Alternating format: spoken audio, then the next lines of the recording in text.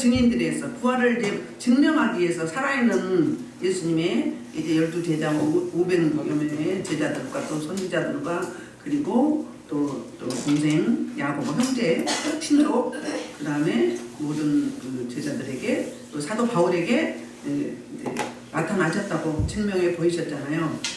부활의 내용이 7가지 있다고 그랬죠. 부활의 내용이 복음이 내용이 7가지가 있어요. 복음의 7가지 7결이 뭐였어요?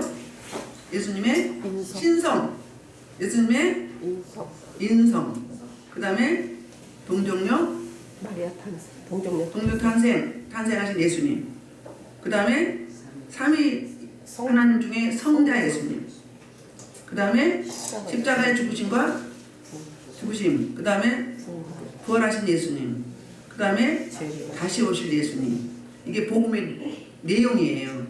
내용인데 가장 복음의 핵심은 부활이에요.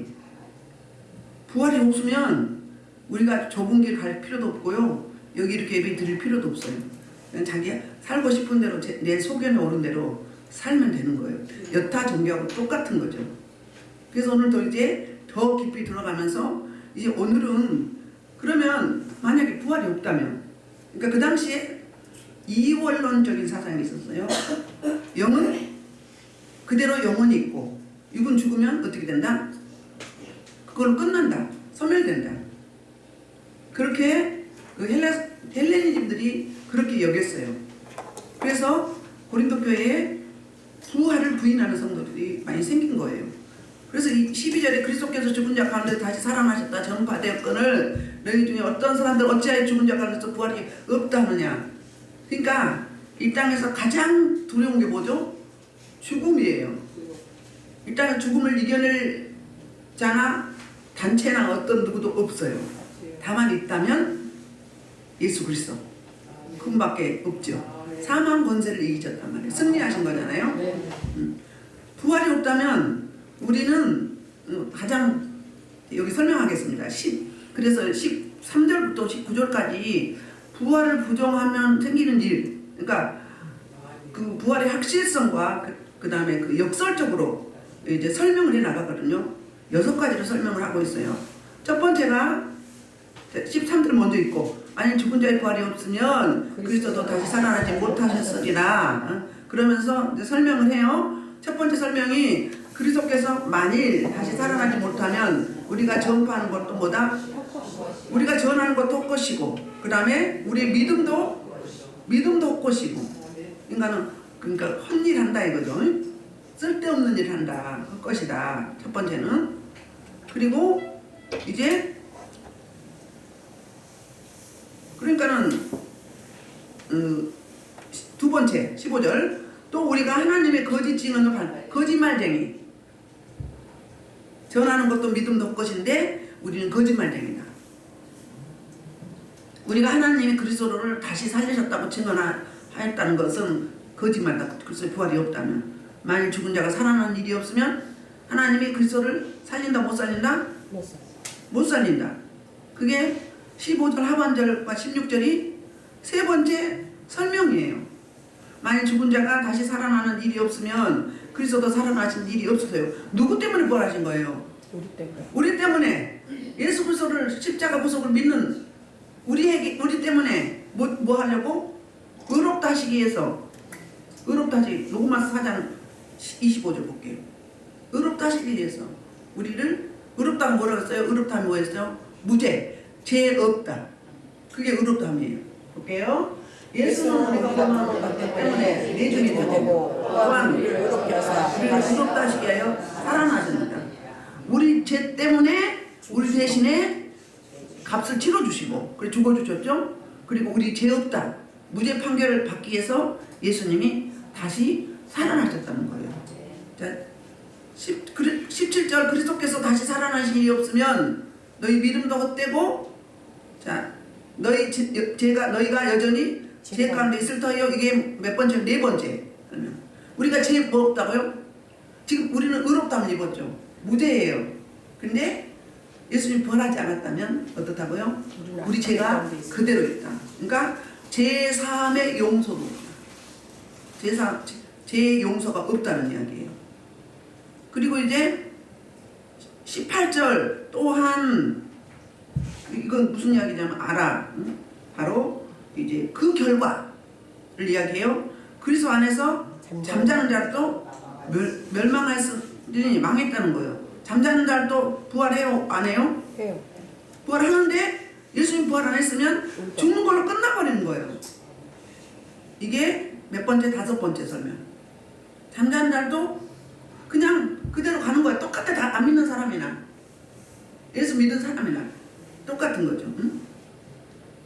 19절 만일 그리스도 안에서 우리가 바라는 것이 다만 이 세상의 삶뿐이면 모든 사람 가운데 우리가 더 불쌍하다. 6번째 모든 사람 가운데 우리가 더욱 뭐다? 불쌍하다. 아이 불쌍하다. 왜 저렇게 살아? 왜 불쌍해? 그런 불쌍한 거예요 정말 우리가. 응? 여기 나와서 시간 구별하고 마음 구별하고 응? 믿음 드릴 필요가 없는 거예요. 이렇게 6가지로 설명을 해요. 어떻게 썼어요? 헛것이라고 했어요. 믿음도 우리가 전파하는 것도. 그 다음에 2번째는 뭐라고 그랬어요? 그 다음에 거짓말쟁이라고 했어요. 3번째는 우리 때문에 예수님이 부활하신 거예요. 우리가 부활하지 않을 거면 부활할 필요가 없는 거예요. 4번째는 우리 죄 사함이 없는 거예요. 죄 용서함이 없어요. 5번째는 뭐였어요? 먼저 죽은 자들. 그들도 망해버렸어. 자, 데살로니가전서 4장 14절 볼게요.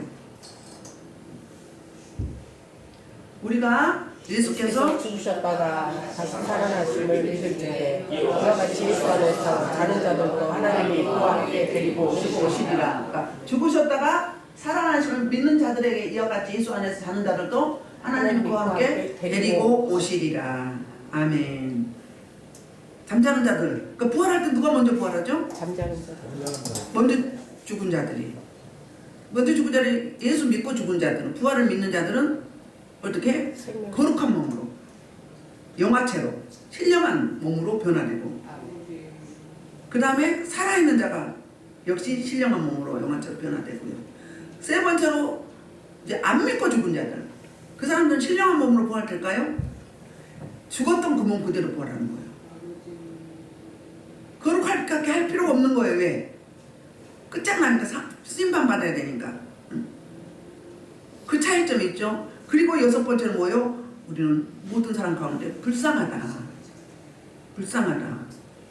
그 이야기를 하고 있어요. 그리고 이제 20절에서는 예수님의 부활과 나 무슨 상관이 있는가? 이렇게 말하는 자들을 설명해 주는 거예요. 20절. 그러나 이제 그리스도께서 죽은 자 가운데서 다시 살아나 잠자는 자들의 첫 열매가 된다. 첫 열매. 20절 21절이 이제 그 부활 복음을 믿는 자들에게 이걸 설명을 해주는 거예요. 안 믿는 자랑 믿는 자들에게. 믿는 자는 어떤 연관이 있는가? 예수님이 부활의 첫 열매라고 했잖아요. 그러면 첫 열매다 그러면 다음에 열매가 있다는 거죠. 우리 과실수 심으면 몇 년 자라게 하면 열매가 맺기 시작하잖아요. 그럼 대부분 해마다 열매를 맺게 되죠. 해마다 이렇게 열매를 맺어서 그때 따는 거죠. 마찬가지로 예수님 우리의 첫 열매가 먼저 부활하셨으면 그 다음에 우리 모두도 부활하는 거죠. 아멘. 우리 고구마나 감자 캘 때 하나 딱 끌어 올리면 줄줄줄 따라 올라오죠. 맨 먼저 올라오는 게 누구예요? 예수 그리스도. 그 다음에 다음에 따라 올라오는 것들은 성도들. 우리 성도들. 그렇게 생각하면 좋을 것 같아요. 그래서 이렇게 예수 그리스도 부활과 나 어떤 상관이 있는가? 나 때문에 부활했다. 나를 의롭다 하시기 위해서 부활하셨다. 그러니까 교회 안에서 그리스도인들 중에서 가장 불행한 자가 부활을 안 믿는 자들이 불행한 거예요. 부활을 안 믿으면 구원이 없잖아요. 그렇죠? 사망 권세 못 이긴 거잖아요. 예수님이 져버린 거잖아요. 그럼 우리 죄값이 못 치러진 거예요. 사망 권세 이기고 부활하셨기 때문에 우리 죄값이 예수님의 목숨값으로 대속 치러진 거잖아요. 아멘. 그래서 부활 우리가 이 땅에서도 부활의 현재성이 굉장히 중요해요. 부활의 현재성을 가진 분들은 자유함이 있어요. 주님이 그리 하실 줄 믿고 자유하는 거예요. 지난 시간에 뭐라고 했어요? 응? 은혜라 모든 것이 은혜라고 은혜라고 했잖아요. 사도 바울이 모든 것이 은혜라. 내가 한 게 아니다. 내가 한란과 고난과 복음을 전하면서 박해를 받았어도, 그리고 또 여기까지 복음이 증거된 것도 다 내가 한 게 아니라 나는 통로로 쓰임 받을 뿐이고, 오직 하시는 이는 아버지 하나님이기 때문에 모든 것이 다 뭐다? 주의 은혜라. 하나님의 은혜다. 이 말씀을 하고 있었어요. 그리고 이제 21절에서 22절에 대표성의 원리에 대해서 설명을 하는데, 사망이 한 사람으로 말미암았으면 죽은 자의 부활도 한 사람으로 말미암도다. 누가 창세기 3장에서 누가 멸망했죠? 아담 한 사람, 첫사람 아담이 범죄했어요. 범죄함으로 우리는 다 아담의 범죄가 아담의 피를 타고 오면서 아담의 DNA가 우리를 범죄하게 했어요. 창세기 보면 우리가 아담은 하나님의 형상으로 창조했지만 우리는 아담의 형상으로 창조했어요. 아담의 피를 이어받았기 때문에. 그런데 이제 그 죄값을 예수님이 어때요? 죽은 자의 부활도 한 사람, 두 번째 아담 예수 그리스도로 말미암아. 그러니까 뭘로 바뀐 거예요? 아담의 피를 받았는데 예수님의 피로 연합하게 된 거예요. 아멘. 예수님이 십자가 사건을 통해서 그 십자가 사건을 믿는 우리에게 예수님의 수혈이 된 거예요. 보혈이. 예수님의 DNA가 와버린 거예요. 그래서 사망에서 생명으로 옮겨진 거죠. 아멘. 그 대표성의 원리를 이야기하고 있어요. 아담 안에서 모든 사람이 죽은 것 같이 그리스도 안에서 모든 사람이 삶을 얻었다. 생명을 얻었다. 우리는 그리스도의 보혈이 연합되지 않으면 어떻게 되는 거예요? 죽고 그냥 어느 사람처럼 죽고 마는 거예요. 끝나는 거예요. 그러니까 영영한 죄 가운데 하나님과 원수가 된 거잖아요. 그건 똑같은 이야기예요. 그러니까 굉장히 중요해 이거에 대표적인 원리가. 우리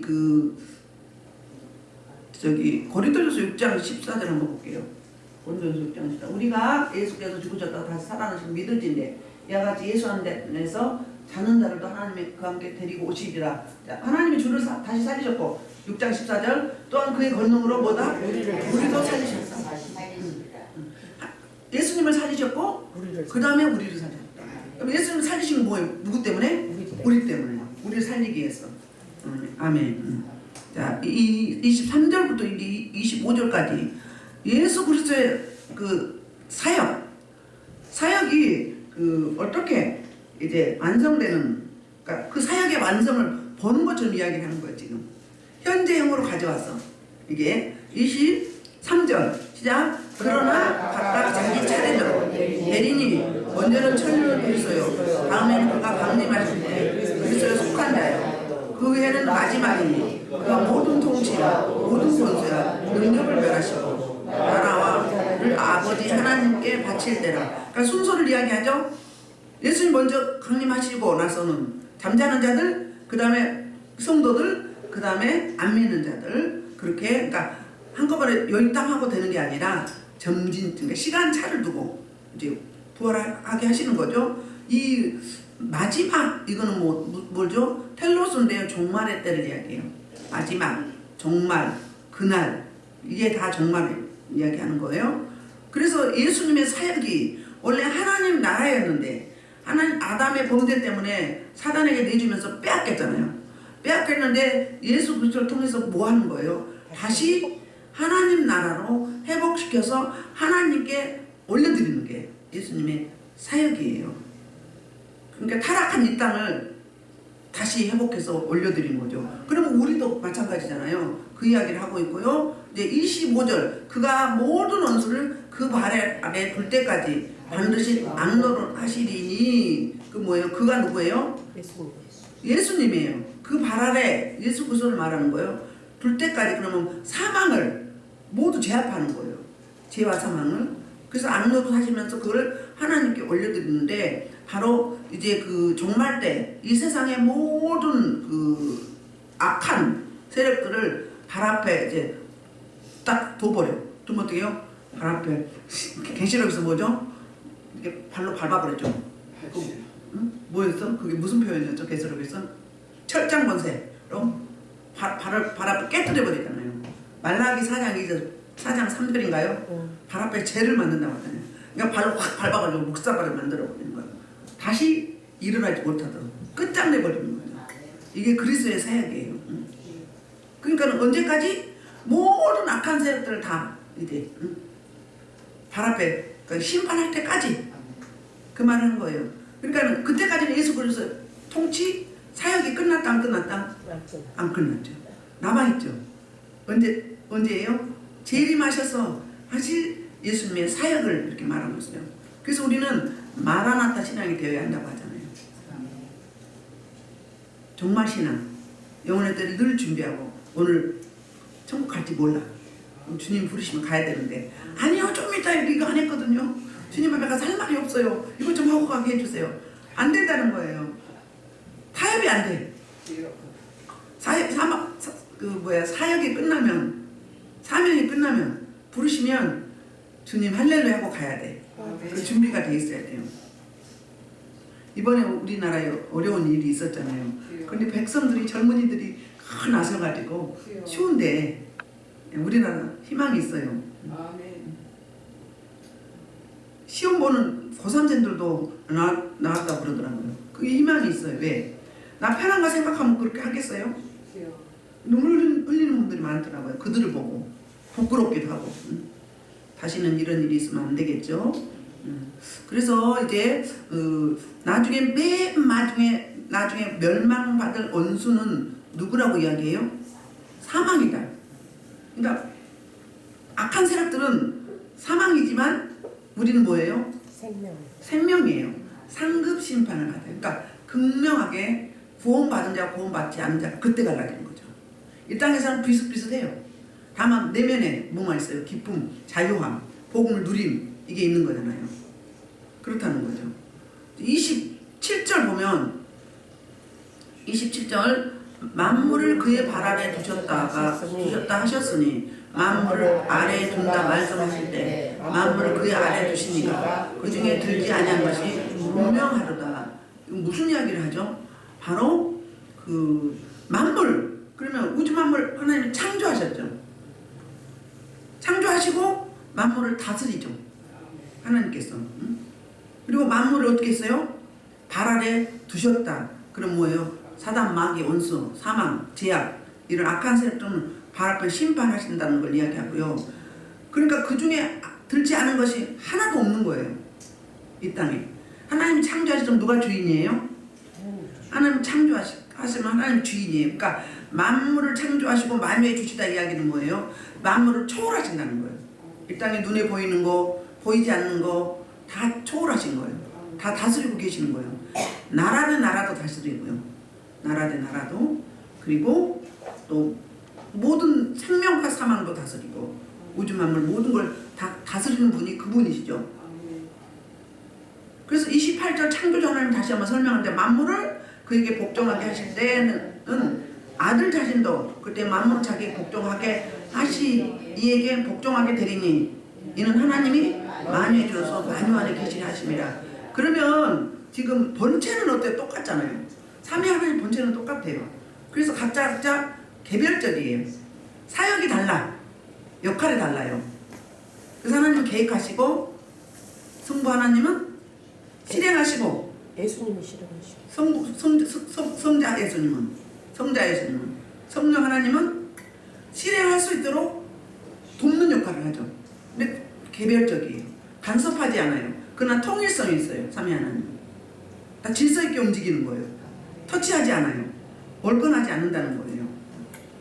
얼건하면 어떻게 돼요? 뒤죽박죽이 되는 거죠. 우리나라 이번에처럼. 그래서 그러니까는 차별이 있는 게 아니고 본체는 똑같은데 사역이 다르다. 그 말을 이렇게 표현하고 있는 겁니다. 그래서 하나님께서 그리스도 안에서 같이 행하시는 연합이죠. 연합사역이에요. 29절 죽은 자를 위해서 세례받는 것이 소용없다는 말을 이렇게 하고 있거든요. 만일 죽은 자들이 도무지 다시 살아나지 못하면 죽은 자들 위해 세례받는 자들이 무엇을 하겠느냐? 어찌해 그들을 위하여 세례를 받느냐? 아니 갑자기 왜 생뚱맞게 정말의 하나님이 하실 부활 생명을 이야기하면서 정말 이야기를 하다가 갑자기 왜 세례가 나와요? 그 당시에 예수를 안 믿고 죽은 사람도 있을 거 아니에요. 그래서 그 형제나 뭐 부모나 친척들이 그 죽은 사람을 위해서 대신 세례를 받으면, 그러니까 무덤 앞에 가거나 무덤 위에 올라가서 세례를 받으면 구원 받는다고 생각을 하고 그렇게 세례를 받았다고 합니다. 우리 다 세례를 받았잖아요. 그 당시에 세례하고 초대교회 세례하고 지금 세례하고는 달라요. 그 당시에는 세례를 받으면 다 순교, 죽음을 각오하고 세례를 받았어요. 그러니까 세례를 받을 때 먼저 물어보는 거예요. 주님을 위해서 복음을 위해서 죽을 수 있느냐. 그리고 받았어요. 그럼 부활 생명 없는 사람들은 세례를 받겠어요? 못 받겠어요? 우리 이렇게 말하잖아요. 소위 죽으면 천국이요. 응? 살아있으면 사명 감당하며 이렇게 말하잖아요. 마찬가지로 그 당시에는 이렇게 모르고 우매하게, 그러니까 안 믿고 죽은 자들이 안타까운 거잖아요. 그래서 그렇게도 해보려고 했던 사례들이 너무 많아서 사도 바울이 이들을 틀렸다 맞다 이렇게 말하지 않고 반문을 하면서 이제 부활을 강조하면서 자기 논증으로 설명하는 거예요. 그러니까는 만일 죽은 자들이 도무지 다시 살아나지 못하면 죽은 자들 위하여 세례를 받는 자들이 어떻게 되겠느냐? 어떻게 그렇게 해서 세례를 받느냐? 그 이야기를 하고 있는 거예요. 그러니까 대신해서 받을 수 없다. 이게 그 에스겔서 14장 20절에 이런 말씀하고 있거든요. 한번 볼까요? 에스겔서 14장 20절. 비록 노아, 다니엘, 욥이 있을지라도 나의 삶을 두고 맹세하노니 그들도 자녀를 거두지 못하고 자기의 고기로 자기 생명만 거둔 자야. 주 여호와의 말씀이야. 왜 이야기를 하고 있었냐면 그 당시에 자꾸 우상 숭배하고 말씀을 불순종한 게 다른 나라에, 아니 전염병에, 파라는데 전염병이 걸렸어요. 근데 아버지 믿음 때문에 아들이 살아날 수 있어요, 없어요? 자기 믿음이에요. 자기 믿음. 각자. 그 이야기를 이렇게 하고 있는 거예요. 자녀는 건지지 못하고 대신 세례 받아도 그 사람은 구원받지 못한다는 말과 똑같은 이야기예요. 자기 믿음은 자기만 구원받는다. 이 말을 이렇게 설명하고 있습니다. 그래서 30절 이제 또 어찌하여 우리가 언제나 이음을 무릅쓰고 이제 그 고난 복음 전하면서 믿는 자들이 그 당시에 초대 믿음은 엄청나게 고난을 받았잖아요. 무엇 때문에 고난을 받겠느냐? 부활을 안 믿는다면 우리 고난 받을 필요가 없다. 이 말을 이렇게 하고 있는데 30절부터 32절까지 그래서 어찌하여 우리가 언제나 이 영을 무릅쓰려. 그 이야기는 이 고린도서 11장 24절로부터 27절 사도 바울이 고난받은 부분이 있죠. 자 볼게요. 고린도서 11장 24절 시작. 유대인들에게 사망한 애를 5번 맞았으며 3번 폐장으로 맞고 1번 돌로 맞고 3번 파설하고 일주일을 깊은 바다에 던졌으며 여러 번 여행하면서 강의 영과 악마의 영과 동족의 영과 이방의 영과 시대의 영과 광야의 영과 바다의 영과 그 형제들의 영을 하고 또 수고하며 여러 번 자신을 못하고 줄이며 목마르고 여러 번 굶고 춥고 끌고서 놀아. 그러니까 사도 바울이 뭐 때문에 이렇게 했겠느냐? 부활이 없다면, 구원이 없다면 내가 이렇게 했겠느냐 이 말을 이렇게 표현하는 거예요. 인간은 사도권 가지고 주장할 때 이 이야기를 한 거잖아요. 그래서 이 사도 바울의 이 고백을 통해서 알 수 있어요. 뭐 때문에 그랬는지. 그리고 이제 31절 형제들아 나와요. 형제들아 원문에는 그 다음에 나는 날마다 죽는다고 나와요. 원문에는 난 날마다 죽는다. 왜 날마다 죽어요? 부활이 있기 때문에 죽어야 부활이 되잖아요. 죽어야 부활이 되는 거예요. 안 죽으면 부활이 없어요. 그렇죠? 죽은 자는 말이 없잖아요. 죽어야 부활이 있지. 안 죽는데 어떻게 부활이 있어요? 다른 말로 우리말로 그러니까 속된 말로 하면 어떻게 해요? 포기해야 하나님이 일하신다. 하나님이 포기해야 우리가 다 내려놔야 난 죽었습니다. 죽은 자가 뭘 하겠습니까? 주님 뜻만이 온전합니다 하고 맡길 때 하나님이 역사하셔서 새 일을 행하시고 새 생명을 주시고 새 사명도 주시고 하시는 거죠. 그 이야기가 똑같은데 여기는 맨 마지막에 나의 자랑을 두고 단언하노니 난 날마다 죽노라 이렇게 했는데 우리말은 원문에는 형제들아 난 날마다 죽는다. 뭐 때문에 날마다 죽어? 죽어야 부활하기 때문에, 죽어야 다시 살기 때문에. 안 죽으면 어떡해요? 자꾸 치켜 올라가면 하나님 우리를 다스려 가시기도 더디죠? 더뎌요. 단순한 분들은 좀 수월해. 저같이 단순 무식한 사람 좀 수월해. 근데 막 논리성 있고 막 좀 지식이 많아. 그럼 어떻게 돼요? 그 논리를 따지느라고 막 이것저것 다 따지느라고 더뎌.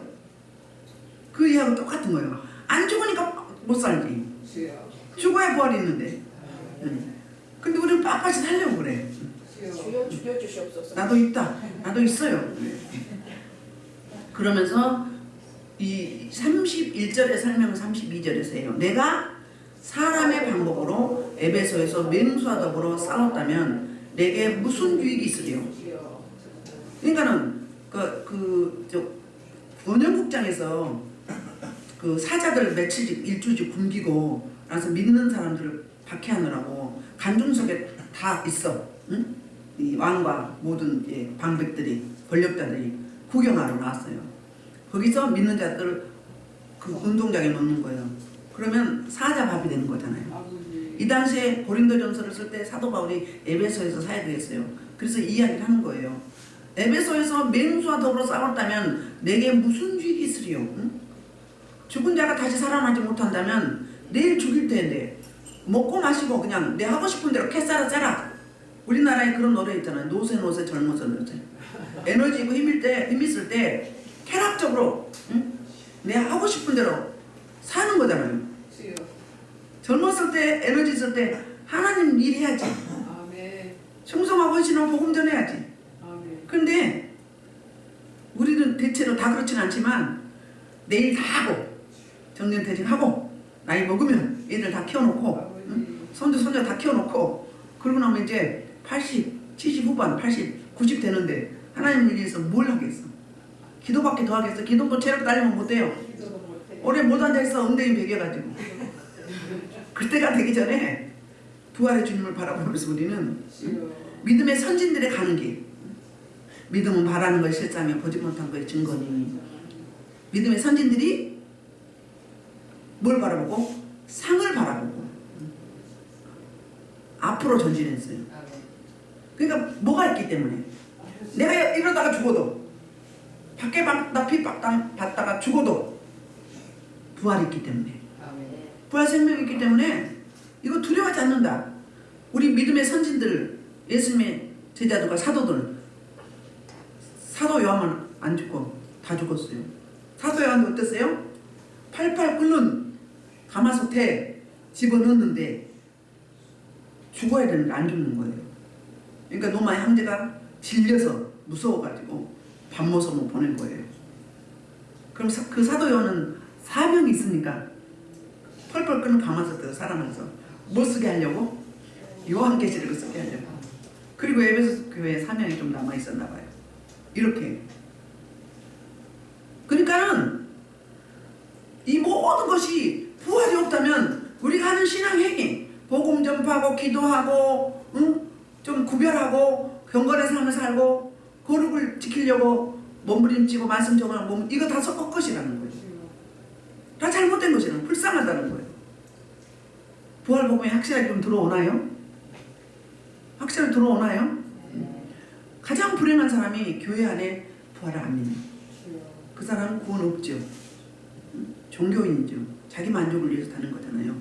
이번에 우리 교회가 그러니까 100평짜리 이제 건평을 땅을 사가지고 건축하려고 한 군데 교회에서 교회를 하나 애물을 보냈어요. 그리고 저희 가정에서 67평짜리 건물은 있는데 이제 리모델링하고 성물 드러나야 돼요. 거기에 보냈어요. 그러면 우리 교회에서 2개가 된 거죠. 2개가. 앞으로 8개 남았어요. 기도하시고 이 땅에 살면서 교회, 개척교회 우리나라는 너무 비싸니까 못 세우니까 하나라도 세우게 갈 수 있게 해달라고. 안 되면 몇 명 나눠서 하면 돼요. 저도 양심상 우리 교회 달라고 할 게 아니라 먼저 섬겨드리고 세워드리고 세우는 게 도리가 아니겠어요? 그걸 또 안 하면서 가지도 못하면서 보내는 성교는 해야 될 거 아니에요. 못 가면 보내는 성교는 해야 될 거 아니에요. 그래서 그렇게 했으니까 그렇게 하시고 기도해 주시고 올해 제가 세우게 해달라고 기도한 거 들으셨죠? 우리 모두 같이 기도했잖아요. 근데 2개는 응답 받았어요. 응답 받았고 또 앞으로 이것이 그 처음 교회를 통해서 또 제 가정을 통해서 여러분들 가정과 또 사업장을 통해서 이렇게 열매처럼 줄줄줄 나오게 될 줄 믿습니다. 그러면서 33절 34절 결론적으로 권면을 하는데요. 속지 말라 그래서 속지 말라. 속지 말라. 악한 동무들은 선한 행실을 더럽히나니. 그러니까 그 경건 생활에 방해한다 그 말이에요. 그래서 악한 그 친구가 누군가, 성경에서 말하는 악한 친구, 부활을 조롱하는 사람. 야, 부활이 어딨어? 하나님이 어딨어? 뭐 진실하고 정직하게 살 필요가 어딨어?